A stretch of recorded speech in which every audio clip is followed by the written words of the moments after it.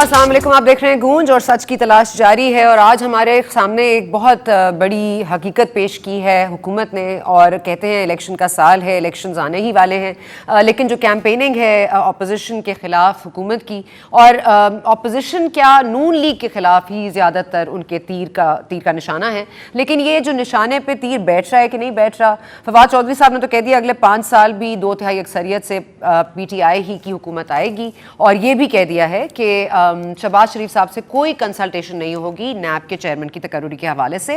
अब आपकी personal likes और डिसलाइक्स और किसी के कैरेक्टर पे क्या बात कीजिए, यहाँ तो आइन को भी नहीं माना जा रहा।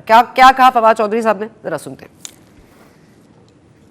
शहबाज शरीफ जो हैं वो एक्यूज्ड हैं, उनको वो नैब ने उनको मुल्ज़म डिक्लेयर किया हुआ है।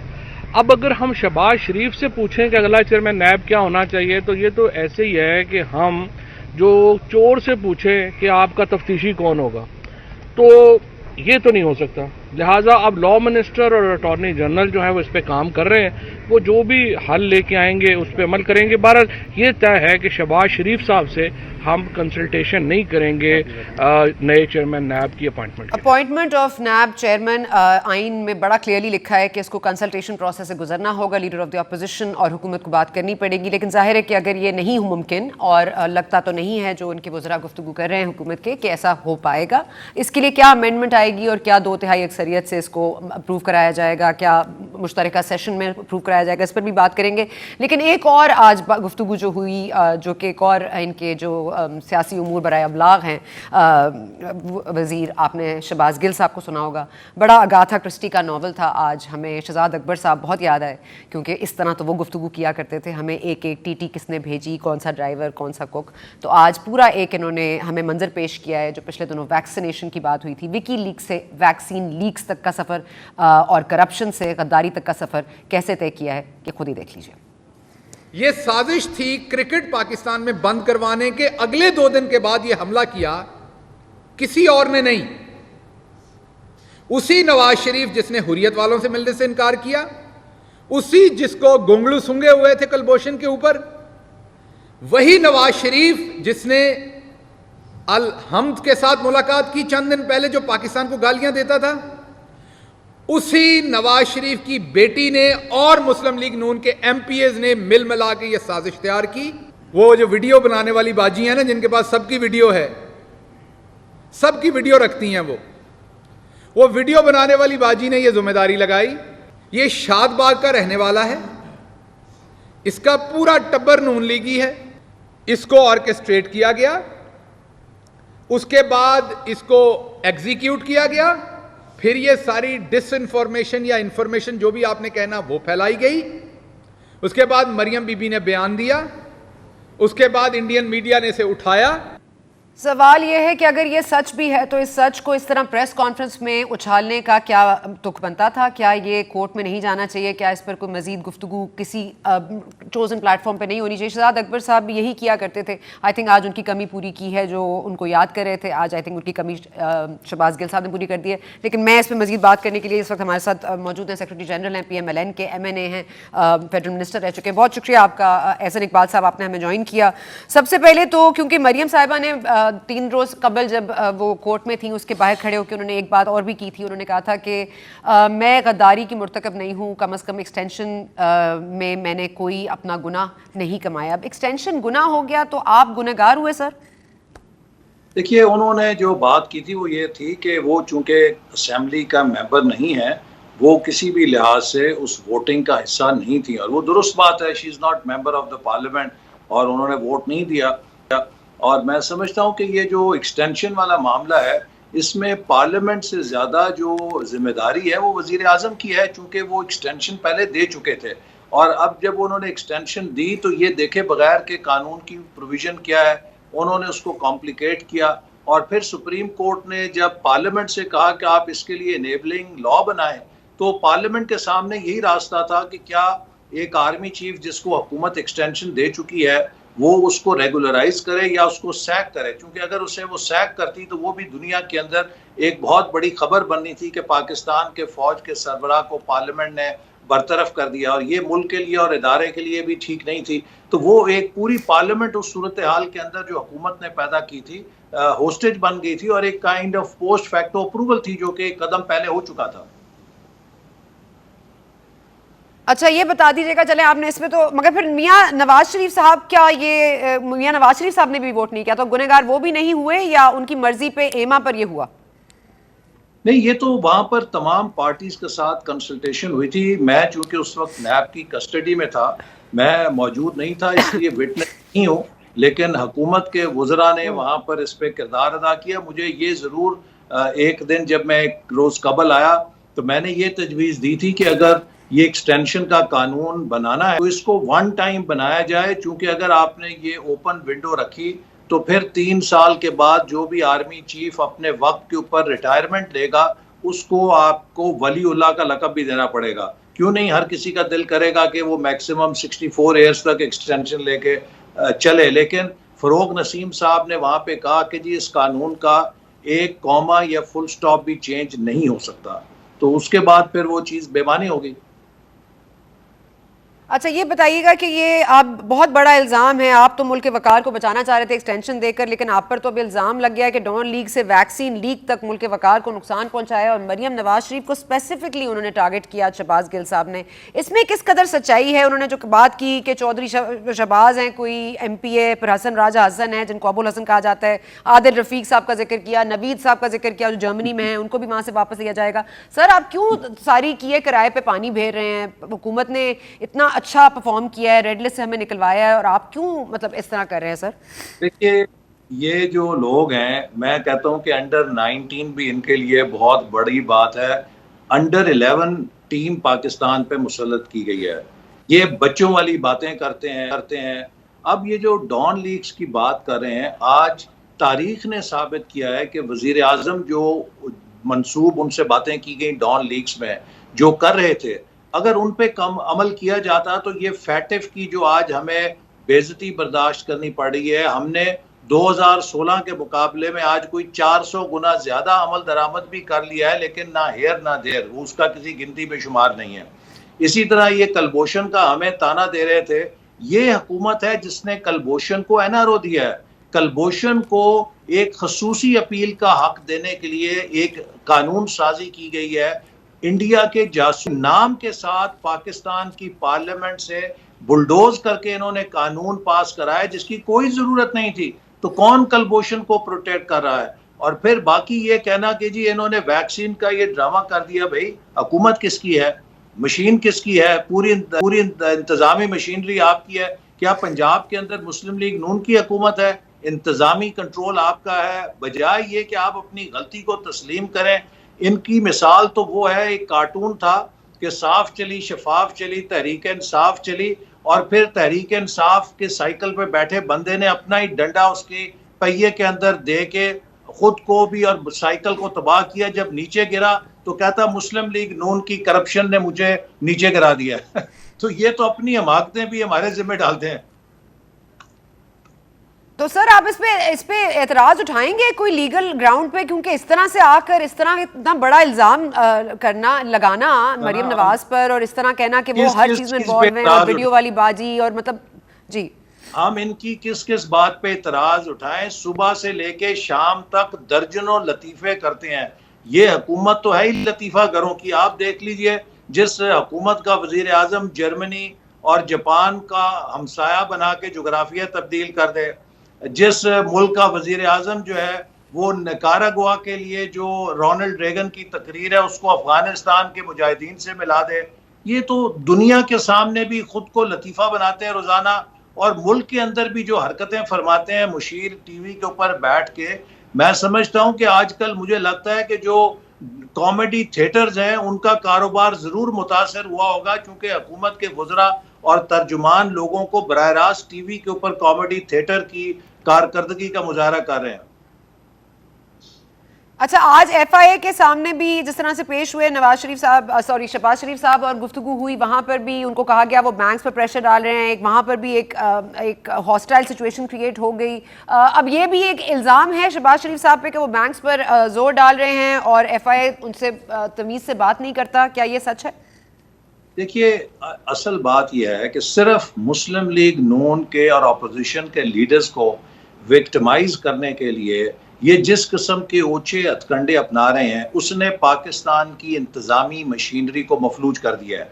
आज खुद वजीर खजाना असद उमर साहब और दीगर वज़रा कह चुके हैं कि कोई सरकारी अफसर किसी चीज को हाथ नहीं लगाता, फैसला नहीं करता, सब नैब से डरते हैं। अब इन्होंने FIA को भी नैब सानी के तौर पे इंट्रोड्यूस कर दिया है, और जब ये बैंक्स के ऊपर जाएंगे, इस तरह लोगों को प्रेशराइज करेंगे, पाकिस्तान के बैंक्स भी काम करना छोड़ देंगे और कोई किसी किस्म की किसी सियासतदान से, किसी और लोगों से काम नहीं करेगा। मैं आपको बताऊं, इतना अफसोस होता है, मैंने जनरल मुशर्रफ की ऑपोजिशन भी काटी है और मैं एक प्रोफेशनल हूँ, मैनेजमेंट कंसल्टेंसी करता हूँ। यकीन कीजिए कि जनरल मुशर्रफ के दौर में मैं सफ़े अव्वल के मुखालफों में था, लेकिन मुझे कभी ये प्रेशर नहीं था कि मेरे ऑपोजिशन में होने की वजह से मेरे कारोबार पे या मेरी जो प्रोफेशनल सर्विसेज हैं उन पे क्या असर पड़ेगा। आज इमरान खान ने वो माहौल पैदा कर दिया है कि हर शख्स हुकूमत का एहलकार या बिजनेस के अंदर या बैंक के अंदर ऑपोजिशन का कोई बंदा हो, उसका किसी किस्म का जायज काम करने के लिए तैयार नहीं, उसके साथ कोई बिजनेस करने के लिए तैयार नहीं, बैंक जो है उसका अकाउंट खोलने के लिए तैयार नहीं कि जी हुकूमत नाराज हो जाएगी। इस किस्म का जब आप मुल्क के अंदर माहौल पैदा कर देंगे, आप पोलराइजेशन पैदा कर देंगे, ना आपकी सियासत चलेगी ना आपकी मईशत चलेगी, तो ये अपना नुकसान कर रहे हैं। हमारा तो वक्त गुजर जाएगा, लेकिन ये पूरा मुल्क का जो इस वक्त इंतजामी ढांचा है, बैंकिंग सेक्टर है, हर जगह खौफ पैदा कर रहे हैं, इंतकाम पैदा कर रहे हैं, तो ये अपने पैर खुद काट रहे हैं। अच्छा एहसन इकबाल साहब, लेट्स कम टू ये जो यूनाइटेड नेशंस जनरल असेंबली का जो वर्चुअल कल खिताब था खान साहब का, बड़ी जामे गुफ्तगू की फवाद चौधरी के बकौल, और जाहिर है हमने भी देखी, अफगानिस्तान पर बहुत बात की, कश्मीर का एक पूरा उन्होंने नक्शा खींच कर बताया, सब कुछ है, nothing out of the ordinary, मगर तालिबान के लिए डेफिनेटली वो बड़ा पॉजिटिव एक आउटलुक एक्सपेक्ट कर रहे हैं वर्ल्ड लीडर्स से। तो ये फरमा दीजिएगा कि इस हवाले से आपको क्या लगता है, क्योंकि हमने देखा कि कोविड में तो सोशल डिस्टेंसिंग इंपॉर्टेंट है, लेकिन कल तो बाइडन और आपने मोदी के वो इमेजेस देखे होंगे किस तरह से वो बगलगीर हो रहे थे, तो क्या हम वहां पे क्यों नहीं है सर? देखिए, मैं समझता हूं कि इस वक्त पाकिस्तान अपनी सफारती तारीख का बदतरीन बहरान का सामना कर रहा है, जिस किस्म का अफगानिस्तान के बाद हम पे बिलखसूस मगरब से एक यलगार है। ये मौका था कि पाकिस्तान के वजीर आजम को वहां जाके हेड्स ऑफ स्टेट से मिलना चाहिए था, पाकिस्तान के नुक्ता नज़र को उजागर करना चाहिए था, जबकि हमारे हमसाया मुल्क भारत के वजीर आजम वहाँ पे मौजूद हैं, वो सरबराहान से मुलाकात करके पाकिस्तान के खिलाफ बयानिए की फरोग कर रहे हैं, और हमारे वजीर आजम वहाँ पे तशरीफ ही नहीं ले गए। और सुना यह है कि तशरीफ इसलिए नहीं लेकर गए कि इनको किसी ने टाइम ही नहीं दिया। और मैं यही कहता हूँ कि ये एक ऐसी हुकूमत हम पे मुसल्लत की गई है कि ये हर शुबे के अंदर नालायक है, नाअहल है, नाकाम है, मईशत भी तबाह है, सियासत भी तबाह है, सफारती सतह पे भी तबाह है। आज आप देखिए जो पाकिस्तान के जितने भी करीबी मुल्क हैं, चाहे जिससे हमारा वास्ता है, चाइना है, अमेरिका है, यूरोपियन यूनियन है, बरतानिया है, सऊदी अरेबिया है, UAE है, कतर है, गल्फ के कंट्रीज हैं, किसी के साथ भी हमारे गर्म जोशी वाले ताल्लुकात नहीं। और देखिए अभी जो JCC की मीटिंग चाइना के साथ, तो ऑपोजिशन के साथ भी नहीं है ना, बात तो ऑपोजिशन के साथ भी नहीं बन रही, ताल्लुकात आप बात करें फॉरेन ऑफिस के सतह पर, मैं तो कह रही हूँ कि आपकी तो ऑपोजिशन के साथ बैठने को तैयार नहीं। अब कितने सारे मामलात हैं, जैसे नैब के चेयरमैन की तकर्रुरी है, इलेक्शन कमीशन के मसाइल हैं, इलेक्शन प्रोसेस को के रीवर्किंग की जरूरत है, तो इन तमाम चीजों पर अगर आप लोग साथ नहीं बैठेंगे, मौलाना साहब भी कह रहे हैं कि उनके बिहाफ पर कोई JUIFA का मेंबर कमेटी का हिस्सा नहीं बनेगा, नून लीग को भी कह रहे हैं इस कमेटी का हिस्सा ना बने, तो ये मामला आगे चलेगा कैसे? क्या हम लीगल स्टैंडिंग देखेंगे बस आप लोगों की जब ये अमेंडमेंट्स हो जाएंगी? जी सर, देखिए बात यह है कि इस वक्त एक ऐसे शख्सियत से हमारा वास्ता पड़ा हुआ है कि जिसकी ईगो माउंट एवरेस्ट से ऊंची है। वो अपने अलावा किसी को इंसान नहीं समझते, वो अपने अलावा सबको चोर डाकू गद्दार समझते हैं। वो मुल्क के अंदर किसी के साथ बैठने के लिए तैयार नहीं है। आप देखिए 4 साल हो गए हैं, 4था साल जा रहा है, ऑपोजिशन के साथ प्राइम मिनिस्टर एक दफा नहीं बैठे। हत्ता ये कि जब भारत की और पाकिस्तान की फौजें लगी हुई थी और दोनों साइडों ने मिसाइल फिट किए हुए थे और ये लगता था किसी वक्त भी कोई मिसाइल स्ट्राइक हो जाएगी, तो वजीर आजम ने स्पीकर ऑफिस में बैठ के इनकार किया कि मैं अपोजिशन के साथ नहीं बैठूंगा। आर्मी चीफ 1.5 घंटा ब्रीफिंग देने आए तनहा अपोजिशन को। तो जब एक वजीर आजम इतना खुद परस्त हो, अना परस्त हो, ना वो मुल्क के अंदर किसी के साथ निभा सकता है, ना यकजहती पैदा कर सकता है, ना वो मुल्क से बाहर किसी के साथ बात कर सकता है, तो बताइए फिर मुल्क का क्या बनेगा। इस वक्त पाकिस्तान एक शदीद बहरान की जद में है। हमें इस वक्त बड़ी मजबूत चले बहरान से कैसे निकलेगा Pakistan. Ehsan Iqbal sahab, I have to stop you here. Thank you so much for joining us. हमें ब्रेक लेनी है, ब्रेक के बाद वापस आएंगे। तो जिस तरह किया कि अना परस्त हैं, ईगो बहुत बड़ी है, लेकिन हुकूमत कहती है कि इनकी करप्शन बहुत बड़ी है, हम इनके साथ कैसे बैठे। तो हुकूमत का मौक़िफ़ सच है या ये सच है? बात करेंगे जी पीटीआई के रिप्रेजेंटेटिव अली मोहम्मद खान से इस ब्रेक के बाद।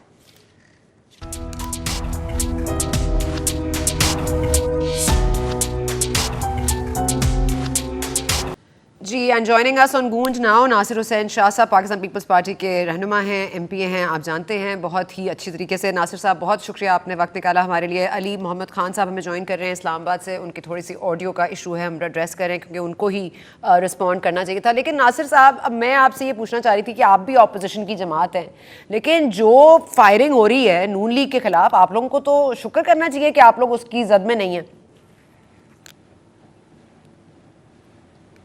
बिस्मिल्लाहिर्रहमानिर्रहीम, अल्लाहुम्मा सल्ली अला मुहम्मदिन व आले Mohammad.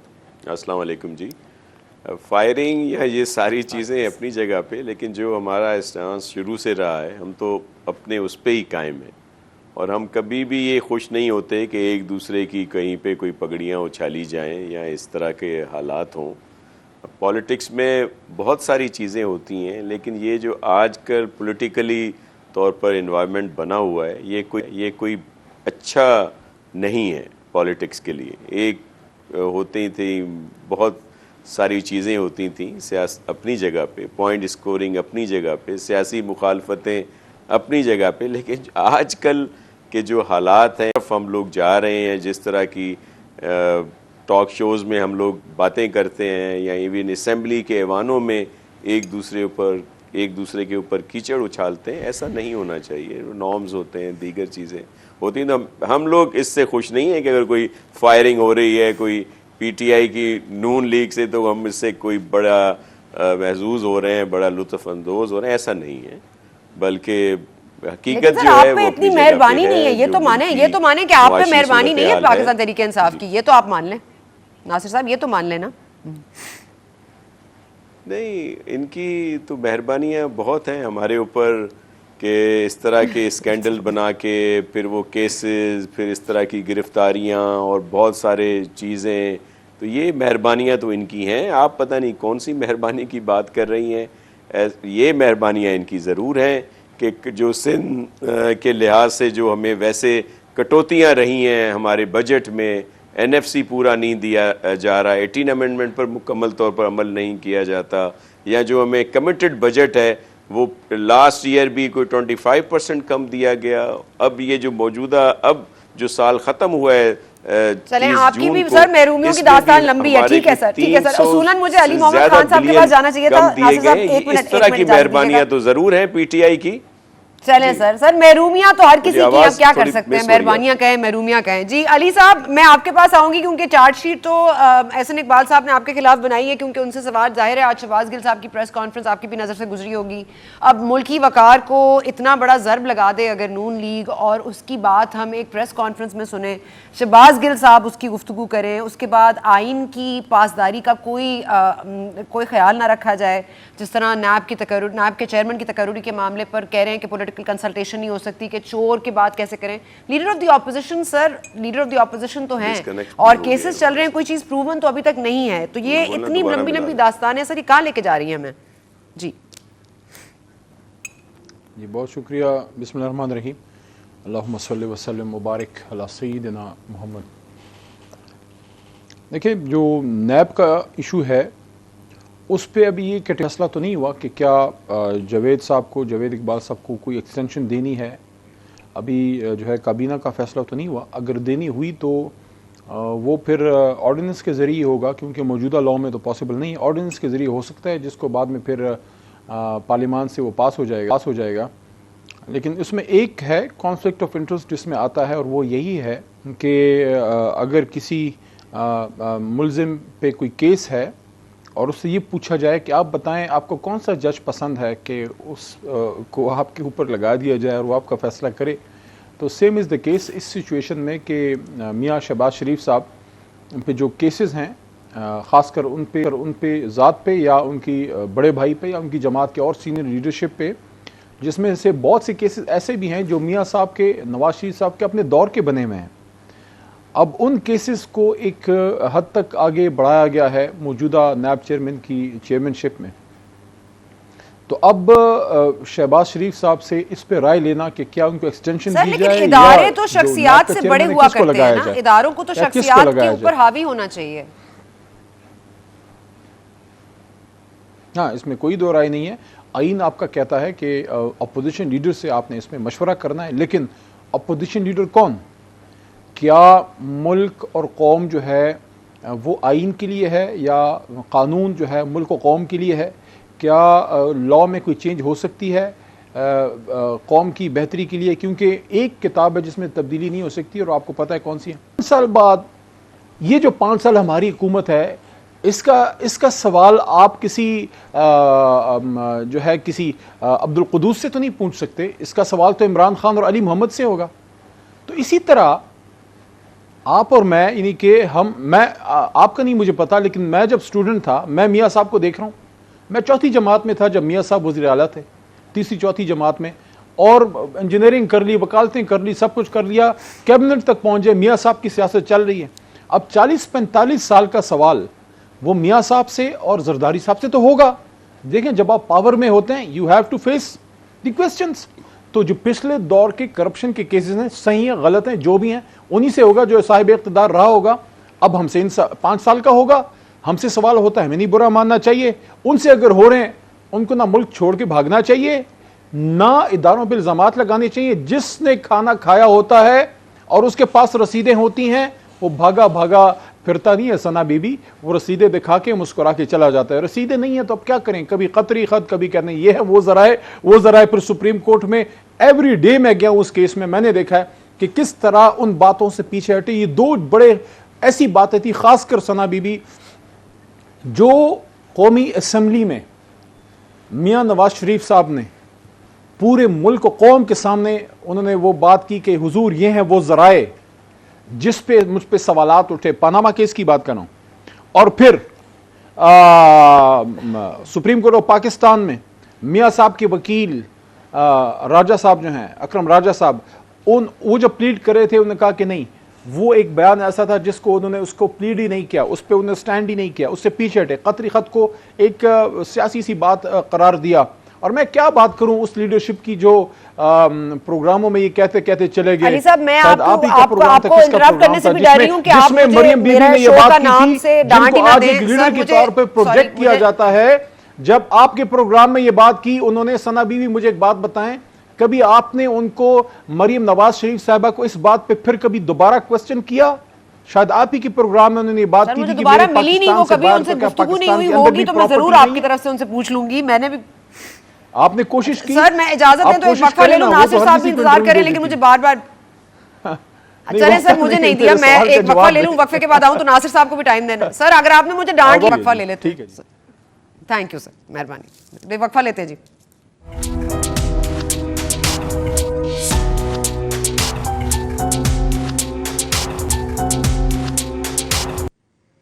And welcome back to गूंज। हमारे साथ मौजूद हैं अली मोहम्मद खान साहब और नासिर हुसैन शाह साहब। नासिर साहब सॉरी, आपको वक्त नहीं दे सकी, मैं आपके पास ही आना चाहती हूँ। अली साहब, आपकी बात कंप्लीट हो गई है तो मैं चलूँ नासिर साहब की तरफ।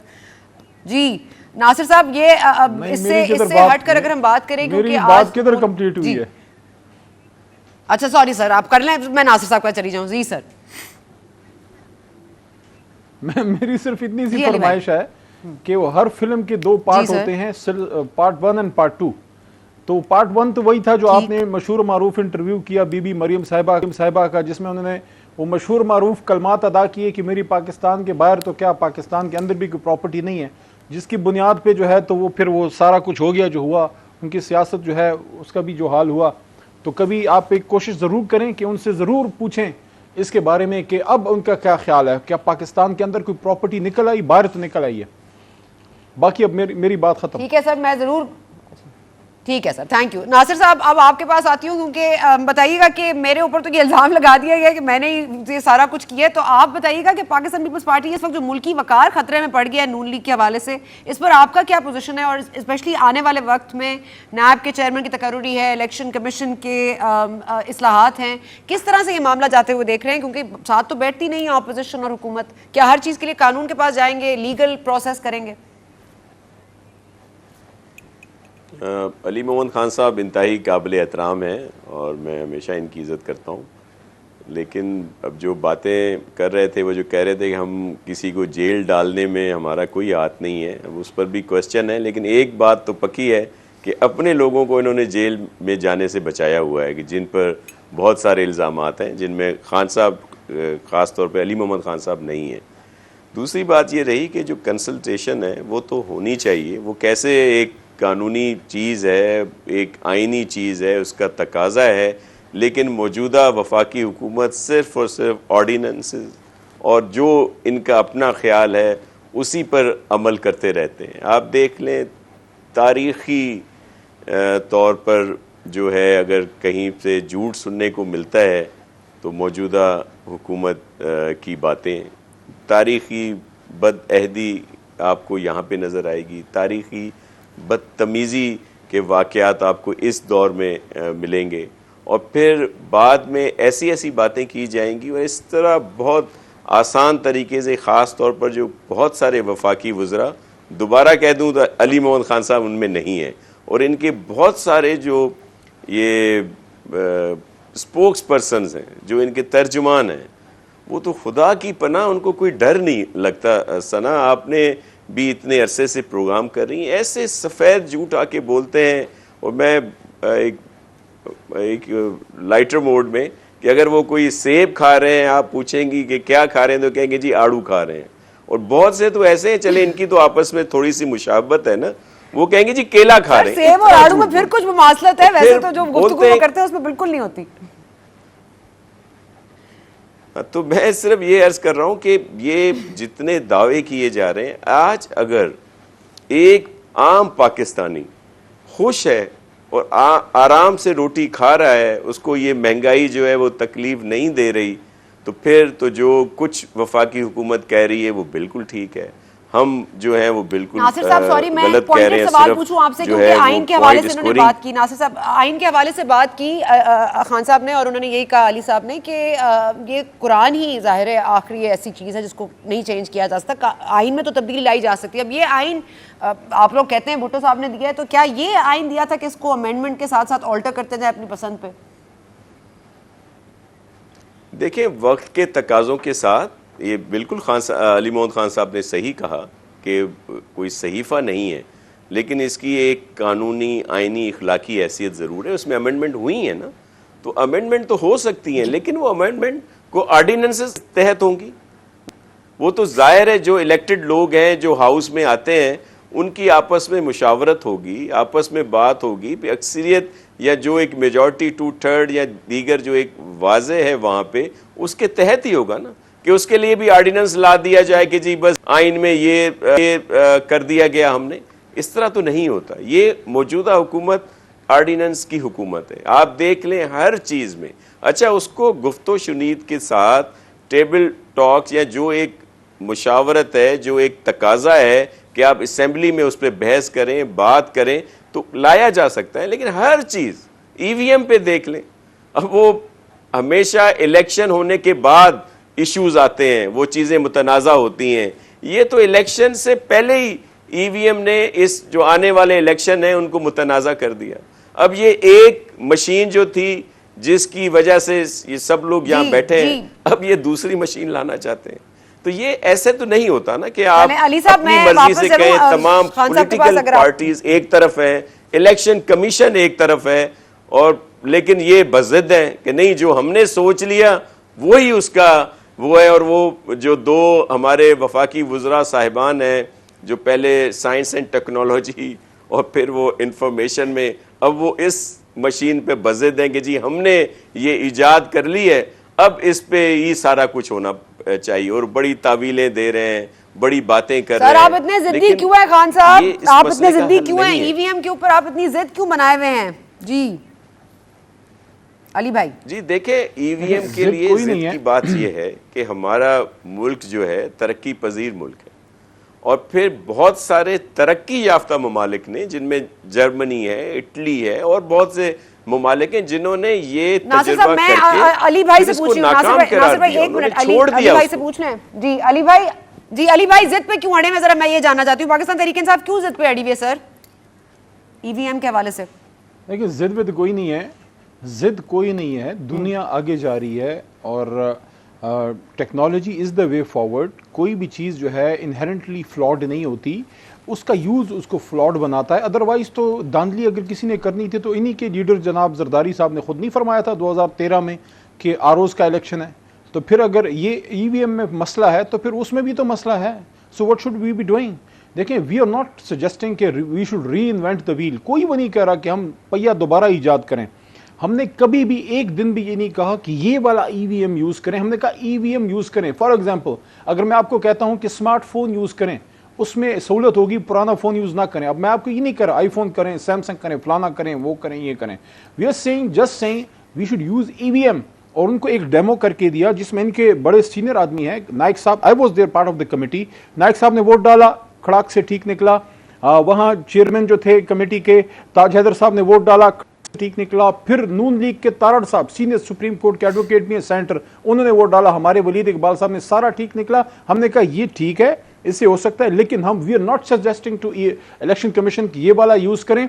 कौन सा लेना है? इलेक्शन कमीशन का काम है। कहां से लेना है? इलेक्शन कमीशन का काम है। हमारा काम है कि उनको हम फाइनेंशियल फैसिलिटेशन दें फाइनेंस मिनिस्ट्री से, प्लस उनकी कैपेसिटी बिल्डिंग करें। लेकिन मुझे ये नहीं पता। ठीक है अली भाई, सॉरी वक्त की कमी है, मैं लास्ट कमेंट आपका ले सकती हूं, मैं लास्ट कमेंट ले सकती हूं, हुकूमत और ऑपोजिशन साथ चल सकती। मैं सिर्फ ये एक बात करूंगा कि एक ईवीएम ने, एक मशीन ने, एक छोटी सी मशीन ने पूरी अपोजिशन की दौड़ें लगा दी। एक मशीन ने ऑपोजिशन की दौड़ें लगा दी। नासिर साहब आपका आखिरी कमेंट सर जी। देखिए, वो दौड़े नहीं लगाई। हम मसला ये है कि हम समझते हैं कि एक मशीन की धांधली के बाद ये दूसरी मशीन के पीछे जा रहे हैं। आपने बात की, जो आपका अधूरा रह गया क्वेश्चन, कि क्या हुकूमत और अपोजिशन आपस में बात कर सकती हैं या मिल सकती हैं, तो देखें बात हो सकती है। हम एक एजेंडा पे तो आज भी एक हैं, और वो है पाकिस्तान की सालमियत। अगर कोई इस तरह का